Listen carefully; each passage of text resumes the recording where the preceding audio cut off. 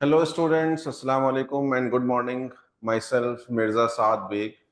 और आज हम क्लास 11th का पहला chapter units and measurements discuss करेंगे। तो पहले बेटा हम ये समझने की कोशिश करेंगे कि जो सब्जेक्ट हम पढ़ रहे हैं फिजिक्स, ये फिजिक्स वर्ड का मतलब क्या है और इसका सिग्निफिकेंस क्या है।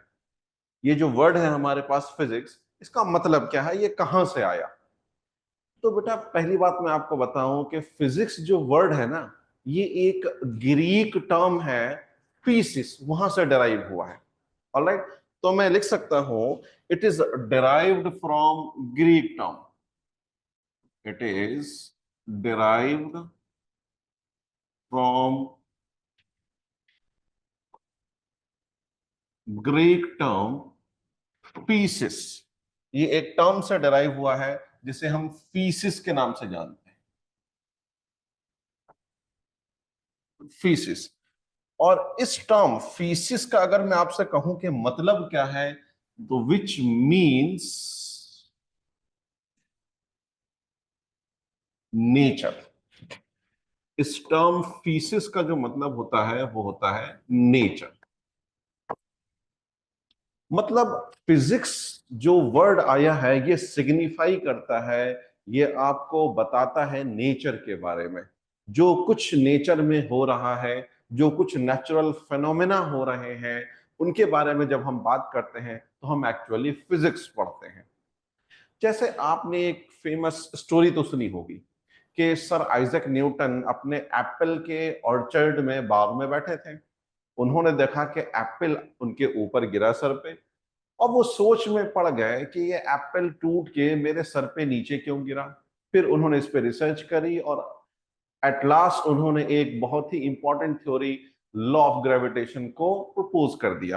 तो बच्चों में अगर आपसे सवाल पूछूं कि इस इंसिडेंट से पहले अगर फल टूट के गिरते थे तो क्या जमीन पे नहीं गिरते थे? वो तब भी जमीन पे ही गिरते थे। कोई बॉडी अगर ऊपर की तरफ फेंकी जाती थी तो लौट के इवेंचुअली वो वापस अर्थ सरफेस पे ही आती थी। लेकिन इससे पहले किसी ने इस पे स्टडी नहीं करी। ऑब्जर्वेशन सबका था लेकिन स्टडी किसी की नहीं थी। सर आइजैक न्यूटन ने इस पे स्टडी करी कि अगर एप्पल टूटा तो जमीन पे क्यों गिरा। तो उन्होंने सोचा कि ऑब्वियसली अर्थ इसको अट्रैक्ट कर रही है, तो उन्होंने इस फेनोमेना को स्टडी किया। सिर्फ स्टडी नहीं किया बच्चों, इस फेनोमेना को उन्होंने एक थ्योरी, एक लॉ के फॉर्म में रिप्रेजेंट भी कर दिया। उन्होंने इस अट्रैक्शन को जो अर्थ और एप्पल के बीच में है एक नाम दे दिया, ग्रेविटेशनल फोर्स। एक फोर्स उन्होंने कह दिया कि अर्थ और एप्पल के बीच में लग रहा है। तो जब भी मैनकाइंड ने लॉज ऑफ नेचर को समझने की कोशिश करी, नेचुरल फिनोमेना के पीछे जो भी लॉज हैं उनको समझने की कोशिश करी, मैनकाइंड ने फिजिक्स पढ़ा। हर नेचुरल फिनोमेना के पीछे कोई ना कोई लॉ जरूर मौजूद होता है। विदाउट एनी लॉ कोई भी नेचुरल फिनोमेना गवर्न नहीं होता है। आपको बहुत सारे एग्जांपल्स दिए जा सकते हैं। आपको पता है कि वाटर का जो फ्लो होता है बच्चों, वो हमेशा high height to low height होता है, लो हाइट से हाई हाइट की तरफ नहीं होता है। क्यों? क्योंकि ये नेचर के लॉ के अगेंस्ट है। नेचर का लॉ ही यही है कि वाटर का फ्लो होगा from high height to low height. इसी तरह आपने देखा कि स्पार्कलिंग ऑफ डायमंड, डायमंड के अंदर अगर लाइट जाए तो डायमंड स्पार्कल करता है। ये भी एक नेचुरल फिनोमेना है, इसके पीछे भी एक लॉ है।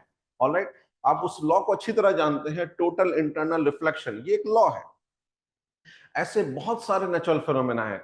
आपने देखा कि रेनफॉल में जो वाटर ड्रॉपलेट्स नीचे गिरते हैं उनका एक पर्टिकुलर ऑलमोस्ट स्फेरिकल शेप होता है, कभी शेप बदलता नहीं है। ऐसा नहीं कि कभी कोनिकल हो गया, कभी पिरामिडल हो गया, कभी क्यूबिकल हो गया, एक ही शेप होता है। इसके पीछे भी लॉ है, सरफेस टेंशन का लॉ है।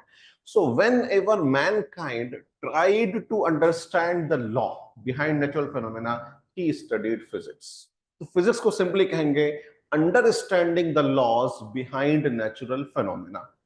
नेचुरल फिनोमेना के पीछे जो लॉ है, जब भी उसे समझा गया हमने फिजिक्स पढ़ी। तो मैं लिख सकता हूं फिजिक्स के बारे में सिंपली क्या लिखूंगा बच्चों? फिजिक्स के बारे में मैं लिखूंगा अंडरस्टैंडिंग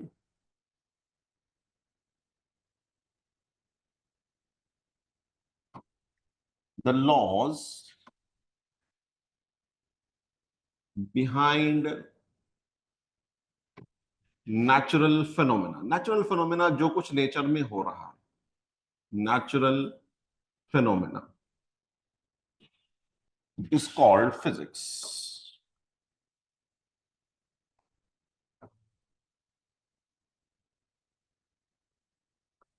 तो आपको एक बेसिक आइडिया हो गया होगा कि फिजिक्स क्या चीज है। ऑलराइट, एक बार जब आपने किसी भी नेचुरल फिनोमेना के लॉ को समझ लिया, आप समझ गए कि एप्पल पेड़ से टूट के अर्थ सरफेस पे इसलिए गिरा क्योंकि उसे अर्थ ने अट्रैक्ट किया।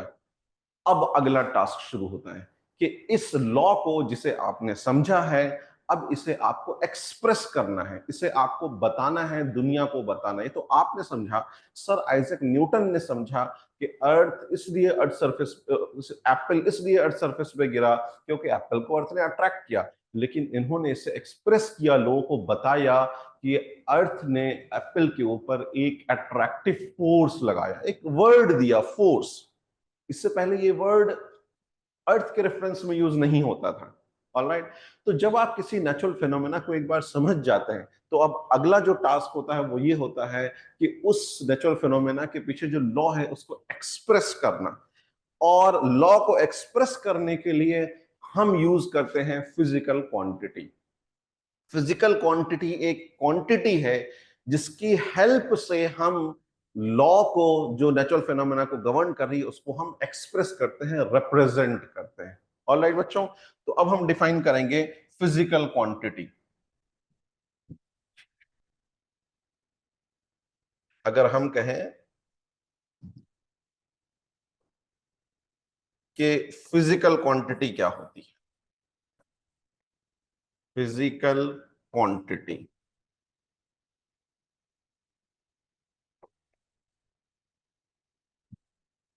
तो फिजिकल क्वांटिटी को हम डिफाइन करेंगे the quantity which expresses the law behind natural phenomena. Alright, the quantity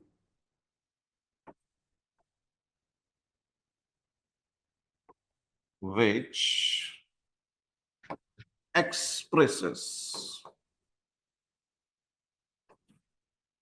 the law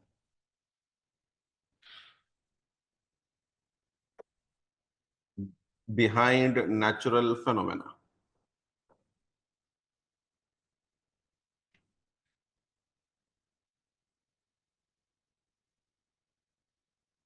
और फिजिकल क्वांटिटी हमेशा मेजरेबल होती है, इसे नापा जा सकता है, मेजर किया जा सकता है। It is always measurable.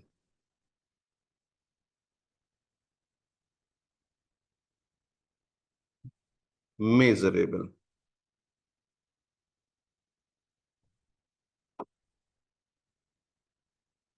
अब जैसे मैं एक बात कहूं आपसे कि कोई भी आप मटेरियल लीजिए, तो ऑब्वियसली वो मटेरियल कुछ ना कुछ स्पेस ऑक्युपाई करेगा, कुछ ना कुछ जगह ऑक्युपाई करेगा। ये एक नेचुरल फिनोमेना है कि कोई भी मटेरियल स्पेस ऑक्युपाई करता है। लेकिन इस स्पेस ऑक्युपेशन को हम एक नाम से जानते हैं, एक फिजिकल क्वांटिटी की हेल्प से जानते हैं। क्या कहते हैं उसे बच्चों? Volume. Volume is the space occupied by any substance और मटेरियल। तो फिजिकल क्वांटिटी हम कह सकते हैं it is a volume. So example के तौर पे अगर हम लिखना चाहें,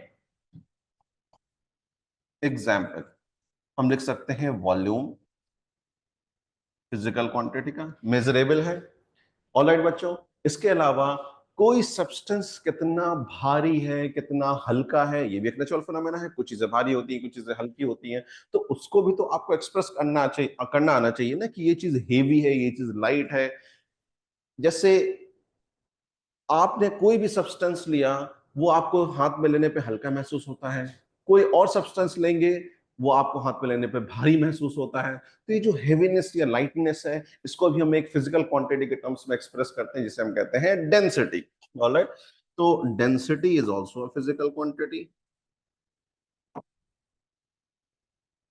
दूसरा, आपने हमेशा देखा होगा कि गर्मियों में बहुत ज्यादा आपकी मतलब स्वेटिंग होती है, गर्मी लगती है, बहुत ज्यादा हॉटनेस फील होता है। लेकिन विंटर्स में आपको हॉटनेस फील नहीं होता, गर्मी नहीं लगती है। इसका मतलब ये जो अमाउंट ऑफ हॉटनेस है या अमाउंट ऑफ कोल्डनेस है, ये भी एक नेचुरल फिनोमेना है। इस नेचुरल फिनोमेना को जब हम एक्सप्रेस करते हैं किस फिजिकल क्वांटिटी के टर्म्स में, तो आप कहते हैं टेम्परेचर। तो टेम्परेचर बेटा एक फिजिकल क्वांटिटी है जो एक्सप्रेस कर रही है अमाउंट ऑफ हॉटनेस और अमाउंट ऑफ कोल्डनेस को। तो टेम्परेचर,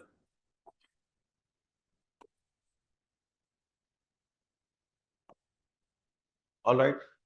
आप जानते हैं बच्चों कि जब आप कोई पुश या कोई पुल, किसी को धक्का देते हैं या किसी को खींचते हैं, तो आप उसे भी एक फिजिकल क्वांटिटी के टर्म में एक्सप्रेस करते हैं। पुश या पुल किस फिजिकल क्वांटिटी के टर्म्स में करते हैं? फोर्स, उसे हम फोर्स कहते हैं। तो ये पुश और पुल तो नेचुरल फिनोमेना है, ऑलराइट। लेकिन इसको जब हम एक्सप्रेस करेंगे, जब हम इसको बताएंगे, तो हम बताएंगे कि हमने कितना फोर्स लगाया। पुश का मतलब कितना हमने अपने से दूर करने वाला फोर्स लगाया, पुल मतलब कितना हमने पास लाने वाला फोर्स लगाया। तो force is also a physical quantity. तो ये तो एक बेसिक डेफिनेशन हो गई कि फिजिकल क्वांटिटी है क्या चीज, कि फिजिकल क्वांटिटी वो क्वांटिटी है जो लॉज ऑफ नेचर को एक्सप्रेस करती है और ये हमेशा मेजरेबल होती है। ये तो एक प्राइमरी डेफिनेशन हो गई। अब हम इसको मैथमेटिकली कैसे एक्सप्रेस करें? ऑलराइट बच्चों, चलिए इसको डिस्कस करते हैं कि मैथमेटिकली हम फिजिकल क्वांटिटी को कैसे डिस्कस करें।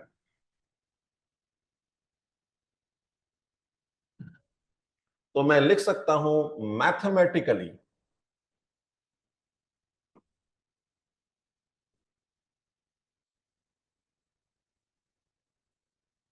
मैथमेटिकली हम फिजिकल क्वांटिटी को एक्सप्रेस करते हैं as product of two things. दो चीजों का प्रोडक्ट हमें फिजिकल क्वांटिटी के एक्सप्रेशन में काम आता है। Mathematically a physical quantity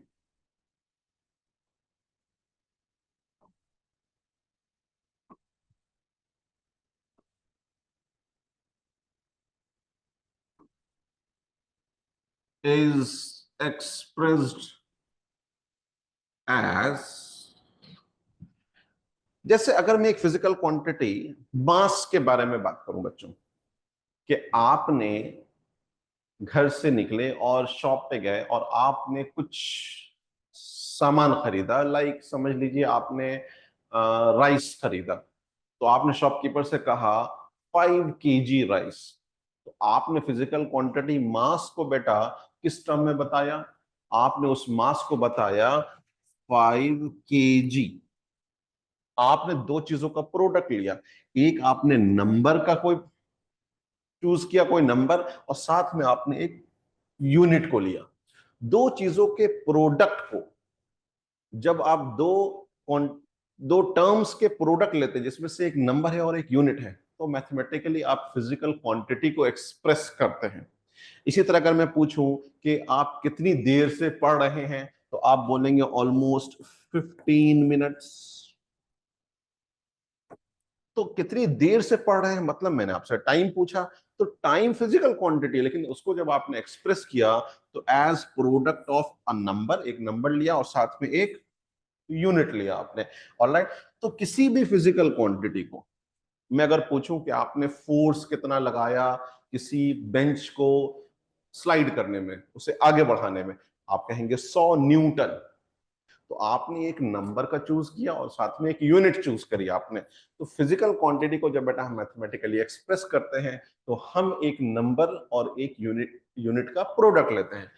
so physical quantity is express as, कोई भी फिजिकल क्वांटिटी लू में एक्स, कोई भी फिजिकल क्वांटिटी ले ली x, x can be force, x can be mass, x can be time, x can be temperature, कोई भी फिजिकल क्वांटिटी होगी। तो it is written as the product of number and unit,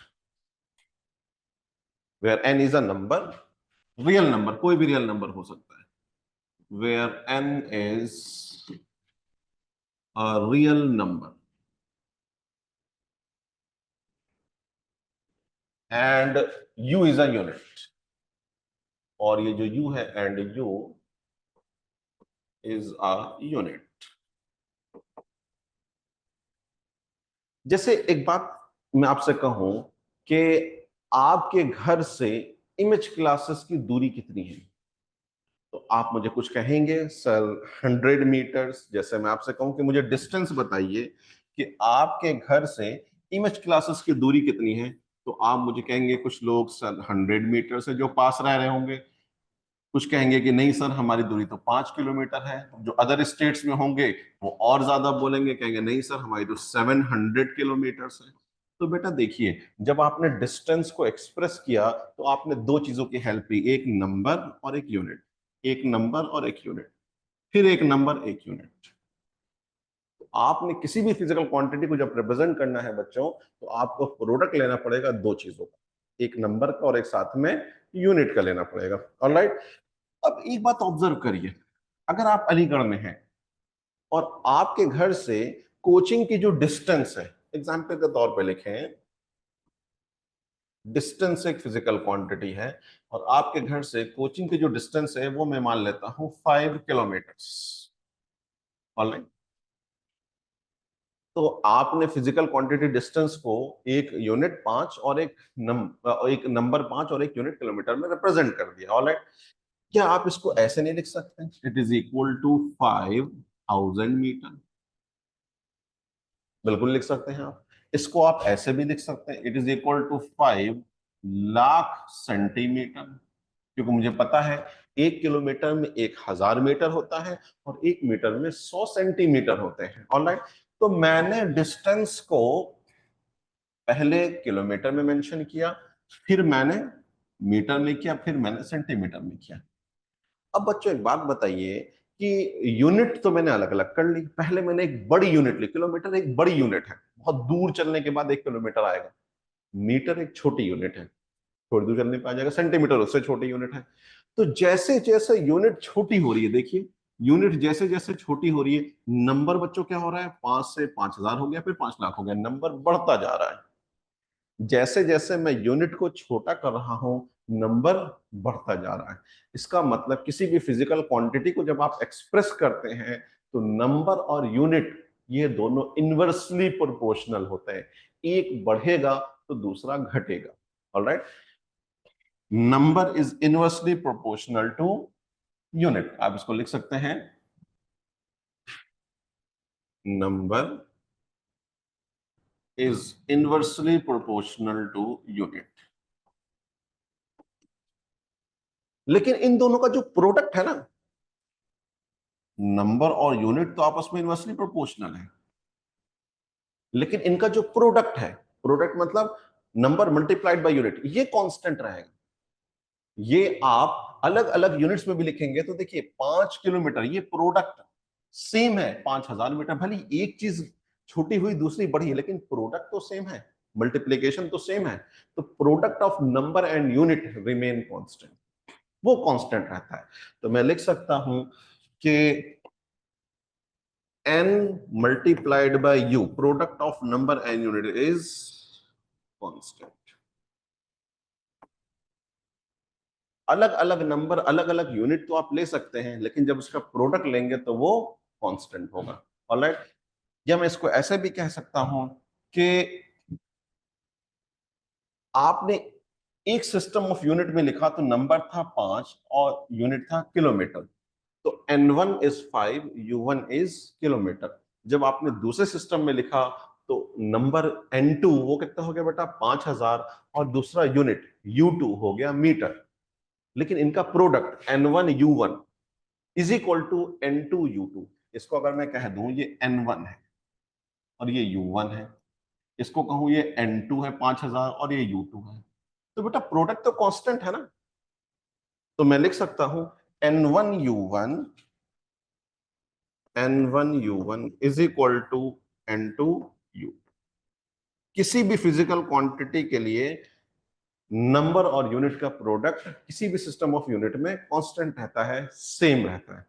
अगर मैं आपसे कहूं कि यूनिट और नंबर के बीच में ग्राफ बनाइए, तो मुझे पता है नंबर और यूनिट आपस में बेटा इनवर्सली प्रोपोर्शनल है। तो मैंने एक्स एक्सिस पे लिया नंबर और वाई एक्सिस पे लिया मैंने यूनिट। इनवर्सली प्रोपोर्शनल मतलब यूनिट बढ़ेगा तो नंबर घटेगा, ठीक है। तो एक रेक्टेंगुलर हाइपरबोला ऐसे बनेगा ये, u is inversely proportional to n, ठीक है बच्चों। यहां तक कॉन्सेप्ट क्लियर हो गया कि किसी भी फिजिकल क्वांटिटी को जब हम रिप्रेजेंट करते हैं तो कैसे रिप्रेजेंट करते हैं, as the product of number and unit. और किसी भी फिजिकल क्वांटिटी के एक्सप्रेशन में जो नंबर और यूनिट है, इन ये आपस में इनवर्सली रिलेटेड होते हैं, एक बढ़ाएंगे दूसरा घटेगा, लेकिन इनका प्रोडक्ट कांस्टेंट रहता है। अलग अलग सिस्टम ऑफ यूनिट में इनका प्रोडक्ट सेम रहेगा। एक फिजिकल क्वांटिटी को एक यूनिट में लिखा, किलोमीटर में चाहे मीटर में, तो नंबर और यूनिट बदलते रहेंगे लेकिन इनका प्रोडक्ट सेम रहेगा। क्लियर है बेटा यहां तक? चलिए अब हम पढ़ते हैं classification of physical quantity. Physical quantity को कितने तरीके से क्लासिफाई किया गया। सो नेक्स्ट इज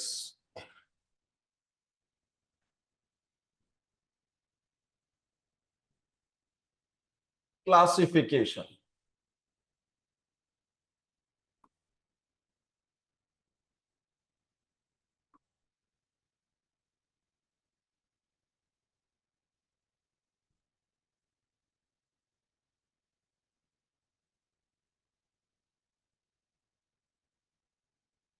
देखो बेटा, मैंने आपसे शुरू में ही कहा कि physical quantity expresses the law behind natural phenomena. Her natural phenomena के पीछे जो लॉ है उसको एक्सप्रेस करने के लिए हमें जरूरत पड़ती है फिजिकल क्वांटिटी की। ऑलराइट, तो फिजिकल तो नेचुरल फेनोमेना की अगर हम काउंटिंग करें ना, कितने नेचुरल फेनोमेना हो रहे हैं इस यूनिवर्स में, तो there are infinite in number. Natural phenomena की कोई काउंटिंग नहीं है। ऑलराइट, तो हर नेचुरल फेनोमेना के लॉ को एक्सप्रेस करने के लिए एक ना एक फिजिकल क्वांटिटी तो हमें लेनी पड़ेगी। So there are infinite number of physical quantities. हर फिजिकल क्वांटिटी को हम लर्न नहीं कर सकते, because there are infinite number of natural phenomena, and for every natural phenomena there is one physical quantity at least, so there are infinite number of physical quantities।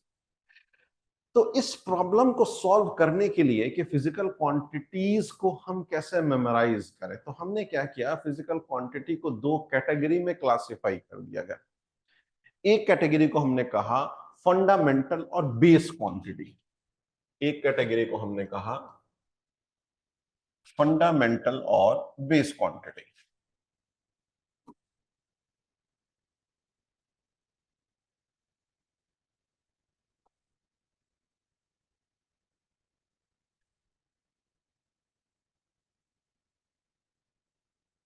और दूसरी category को हमने क्या कहा बच्चों?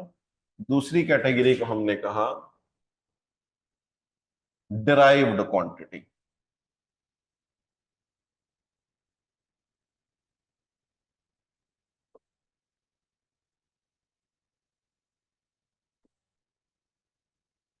एक्चुअली हुआ क्या कि जब नेचुरल फिनोमेना का बार बार इन्वेंशन हो रहा था, नई नई नेचुरल फिनोमेना को लोग समझने की कोशिश कर रहे थे, तो हर नेचुरल फिनोमेना को डिफाइन करने के लिए फिजिकल क्वांटिटी सामने आ रही थी।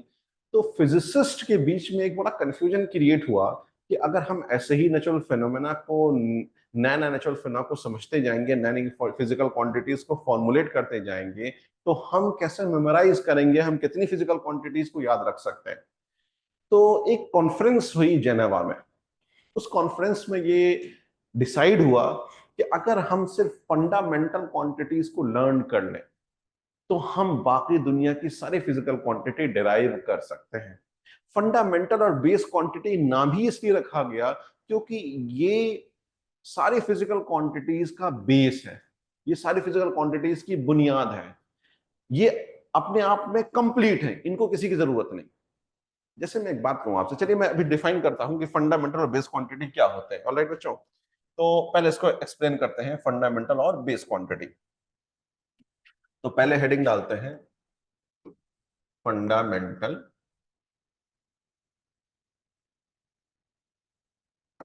और base quantity.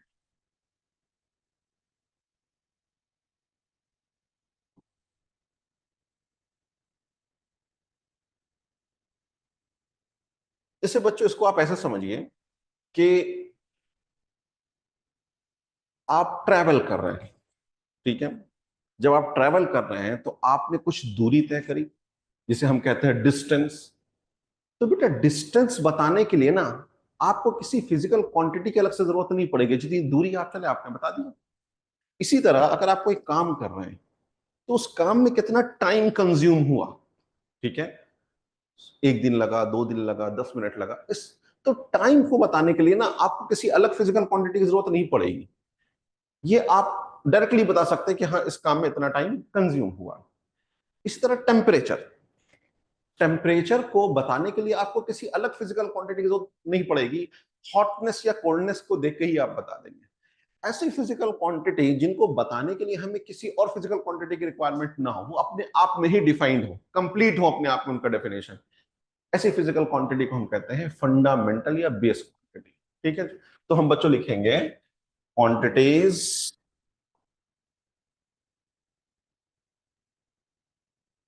which are complete, complete मतलब एब्सोल्यूट है वो अपने आप, which are complete, absolute in nature and do not need help, and do not need help of any other quantity। इनको किसी अलग क्वांटिटी की रिक्वायरमेंट ही नहीं होती अपने आप को डिफाइन करने की, वो अपने आप में डिफाइंड है। Do not need help of any other quantity for definition are called fundamental और base quantities, are called fundamental और base quantities.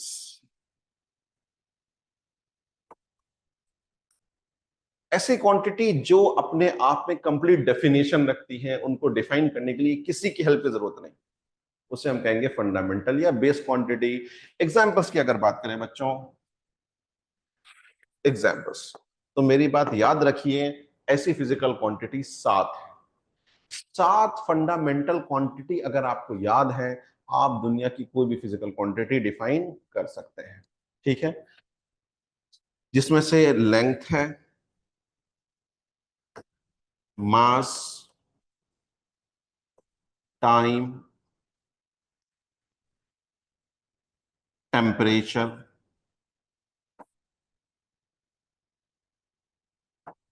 Electric current,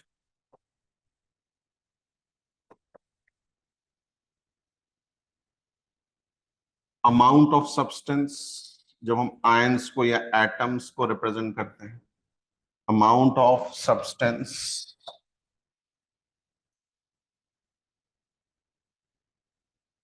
and एक लास्ट है जिसमें हम लाइट के अमाउंट के बारे में बात करते हैं कि लाइट कितनी ज्यादा इंटेंस है या कितनी डिम है, उसे हम कहते हैं लुमिनस इंटेंसिटी,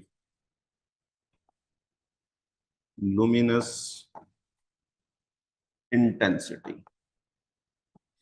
तो ये 7 फिजिकल क्वांटिटी बच्चों अगर याद है ना, तो दुनिया की कोई भी फिजिकल क्वांटिटी डिफाइन करी जा सकती है। ये 7 फिजिकल क्वांटिटी इंडिपेंडेंट है, अपने आप में कंप्लीट है, इनको किसी की हेल्प की जरूरत नहीं है डिफाइन करने के लिए। ऑलराइट बच्चों, अब अगर हम बात करें तो हम बात करेंगे डिराइव्ड क्वांटिटीज के बारे में।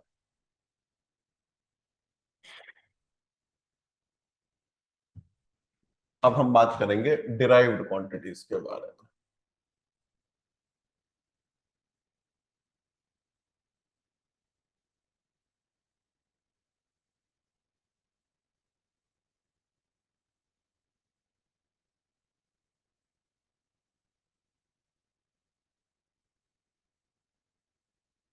तो बच्चों मैंने आपसे अभी ये बात कही कि वो क्वांटिटीज जो अपने आप में कंप्लीट होती हैं उसे हम कहते हैं फंडामेंटल क्वांटिटी। अब बच्चों डिराइव्ड क्वांटिटी के नाम से ही जाहिर हो रहा है डिराइव, डिराइव मतलब कि इनका पता तभी लग पाया, इनको डिराइव करके पता लगाया गया। तो डिराइव्ड फिजिकल क्वांटिटीज वो क्वांटिटीज होती हैं जिसको हम डिराइव करते हैं, पता लगाते हैं हेल्प से फंडामेंटल क्वांटिटीज के। जब फंडामेंटल क्वांटिटीज को हम आपस में, मैंने कहा था ना 7 होती हैं, तो इनको जब आपस में हम मल्टीप्लाई करते हैं या डिवाइड करते हैं, तब जाके कोई डिराइव्ड फिजिकल क्वांटिटी हमें पता चलती है। तो derived physical quantities are dependent on fundamental quantity, they are obtained by multiplying और डिवाइडिंग द फंडामेंटल क्वांटिटीज। ठीक है, इसको लिखते हैं quantities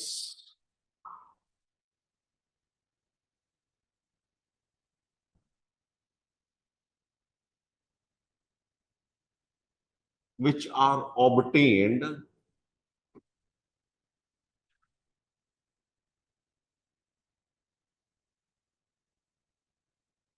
by multiplying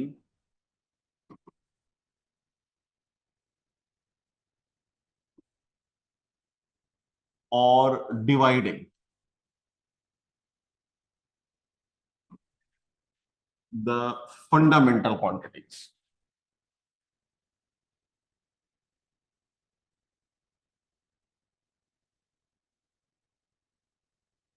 Fundamental quantities are called derived quantities।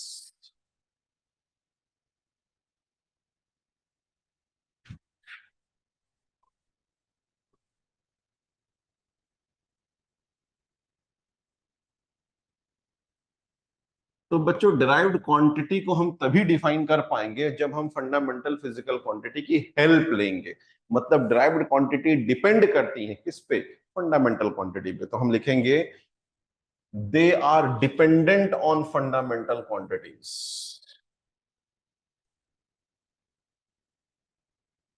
They are dependent on fundamental quantities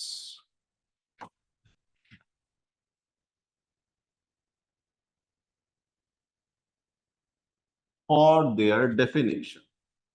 इनको define करने के लिए फंडामेंटल फिजिकल क्वांटिटी की हेल्प लेनी पड़ेगी फॉर देयर डेफिनेशन।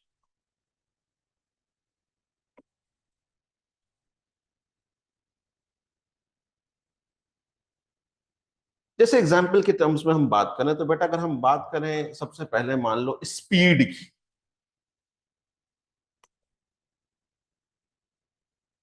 ये एक डिराइव्ड क्वांटिटी है और इसको डिराइव किया जा सकता है जब आप दो फंडामेंटल क्वांटिटी को डिवाइड करेंगे। कौन सी दो फंडामेंटल क्वांटिटी? लेंथ और टाइम।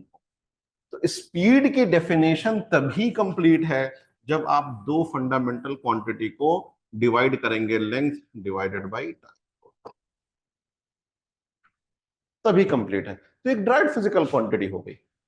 ऐसी जितनी भी फिजिकल क्वांटिटी आप सोच सकते हैं जिनको डिफाइन करने के लिए आपको फंडामेंटल क्वांटिटी की जरूरत पड़ेगी, उसे आप डिराइव्ड क्वांटिटी कह सकते हैं। बात करते हैं फोर्स की। चलिए फोर्स भी देखते हैं। तो बेटा फोर्स को हम कैसे डिफाइन करते हैं? मास टाइम्स एक्सेलरेशन।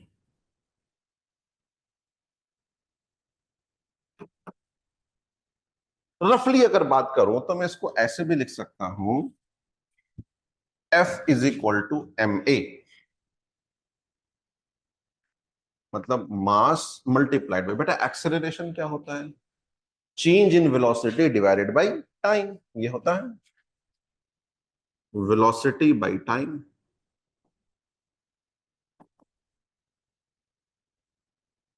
और वेलोसिटी या स्पीड की बात करें तो सिर्फ डायरेक्शन का फर्क होता है। तो वेलोसिटी को भी हम कैसे डिफाइन करेंगे? Length by time.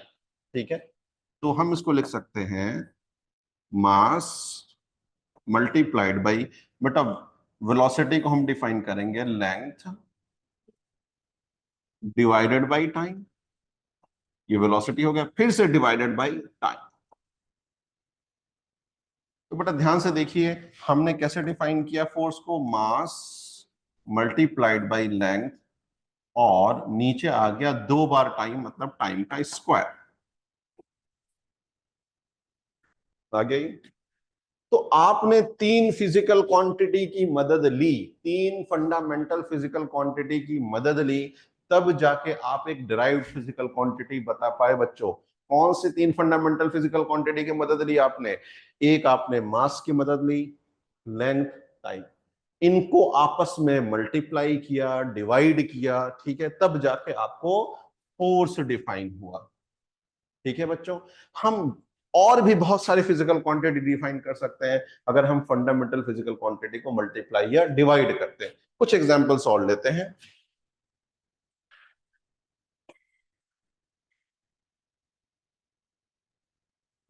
कुछ एग्जांपल्स और लेते हैं। चलिए डेंसिटी के बारे में बात करें।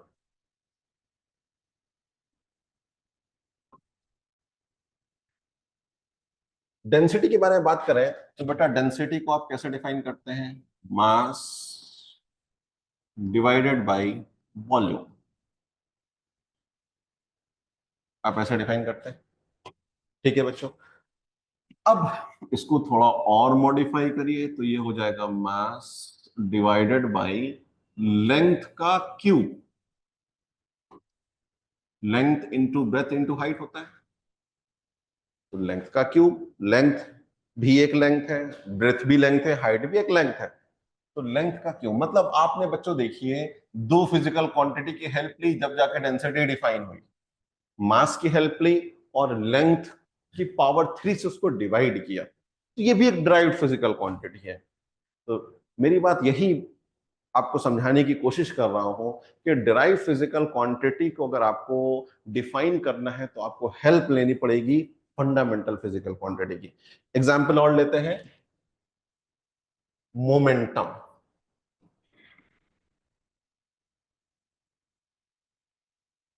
तो बेटा मोमेंटम का फॉर्मूला सिंपली आपको याद है, मास मल्टीप्लाइड बाय वेलोसिटी। ठीक है, मास मल्टीप्लाइड बाय वेलोसिटी को बेटा कैसे डिफाइन करेंगे? Displacement by time, length, displacement भी लेंथ है बाय टाइम। देखिए फिर से आपने तीन फिजिकल क्वांटिटी की हेल्प ली, क्या बताने के लिए? मोमेंटम बताने के लिए। कौन कौन सी? मास, लेंथ, टाइम। इसमें से आपने मल्टीप्लाई भी किया और डिवाइड भी किया। तो फंडामेंटल फिजिकल क्वांटिटी को हम मल्टीप्लाई, डिवाइड, कुछ पावर लेके हम उससे एक नए फॉर्म में ला सकते हैं जिसे हम कहते हैं डिराइव्ड फिजिकल क्वांटिटी।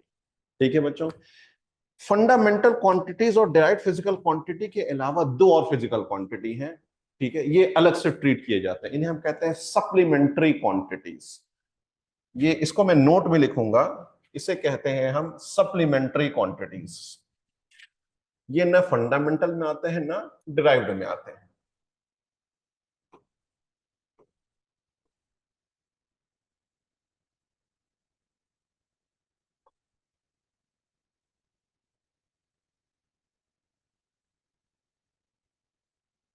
ये सिर्फ दो होती हैं बच्चों, सप्लीमेंट्री क्वांटिटी सिर्फ दो होती है। एक होती है प्लेन एंगल और दूसरी होती है सॉलिड एंगल। समझते हैं इसको। एक होती है प्लेन एंगल,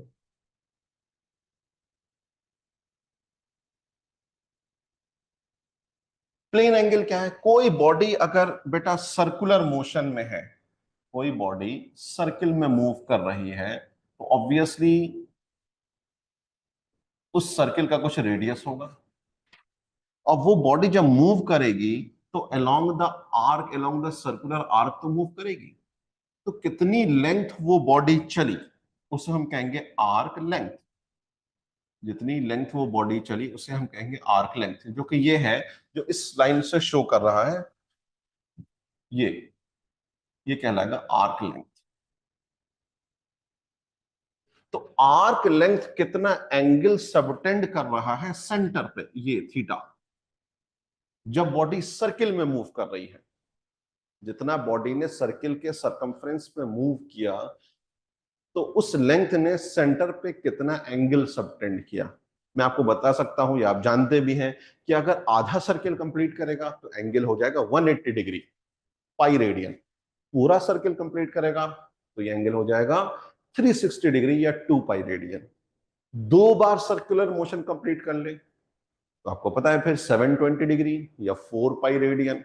तो ये जो एंगल सबटेंड कर रहा है ना सेंटर पे, ठीक है बेटा, इसी को हम कहते हैं प्लेन एंगल। ऑलराइट, ये हो गया आपका प्लेन एंगल, सब एक सप्लीमेंट्री क्वांटिटी। दूसरा है बच्चों सॉलिड एंगल।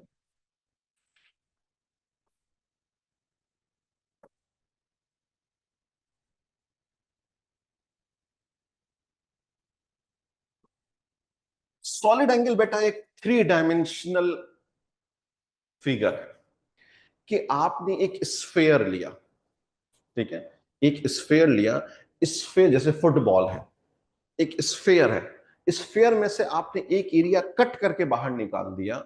जैसे आपने देखा होगा कि मार्केट में जब आप वाटरमेलन लेने जाते हैं, तरबूज, तो अगर हम मान लें कि ऑलमोस्ट वो स्फेरिकल है, तो आपको जो शॉपकीपर होता है, जो फ्रूट सेलर होता है, वो कट करके दिखाता है।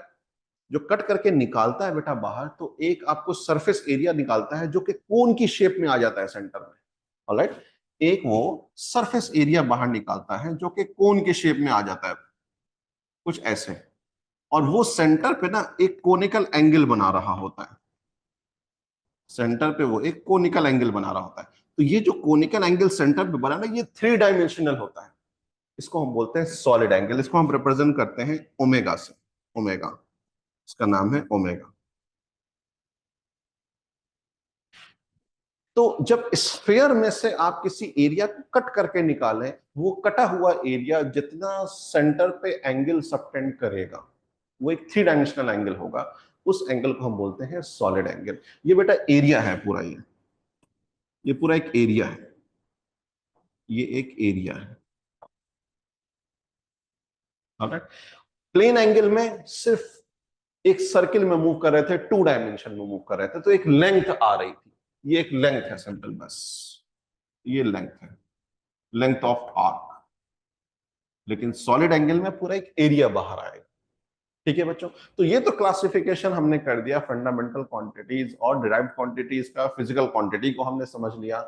अब हमारा अगला मकसद है समझना कि हम यूनिट्स को डिस्कस करेंगे, क्योंकि फिजिकल क्वांटिटी को बेटा हम कैसे एक्सप्रेस करते थे mathematically, as the product of a number and unit.